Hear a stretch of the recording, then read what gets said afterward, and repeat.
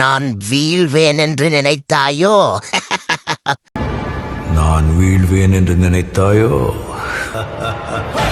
டக்கு டக்கு டக்குன்னு விக்கெட் போனோடனே இந்திய அணி தோல்வி அடைந்து விடும் அப்படின்னு எல்லோரும் அப்படியே கண்ணை கொட்டி எதிர்த்து பார்த்துட்டு இருக்கும்போது கேப்டன்னா சும்மாவா வந்துட்டோம்ல பேக் டு த ஃபார்ம்ல அப்படின்ட்டு வச்சு செஞ்சிட்டாப்ல சூரியகுமார் யாதவ் ரீசன்ட்லி தான்.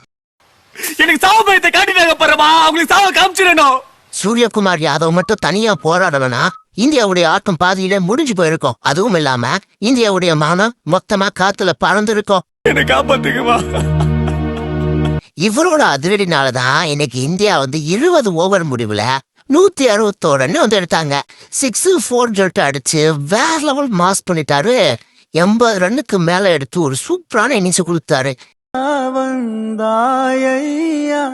எப்பா பேட்டிங்ல மேம் சொதப்பிட்டான், பவுலிங் எல்லாம் அவ்வளவு ஈஸியா விட்டுருவோமா அப்படின்னு சொல்லிட்டு ஸ்டார்டிங்ல இருந்தே நல்ல பெர்ஃபார்மன்ஸை கொடுத்தாங்க.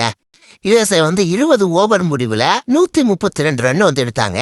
இதனால இந்த மேட்ச நம்ம இந்தியா 29 ரன் வித்தியாசத்துல வின் பண்ணி இந்த T20 வேர்ல்டு கப்பை வெற்றியோட தொடங்கியிருக்காங்க.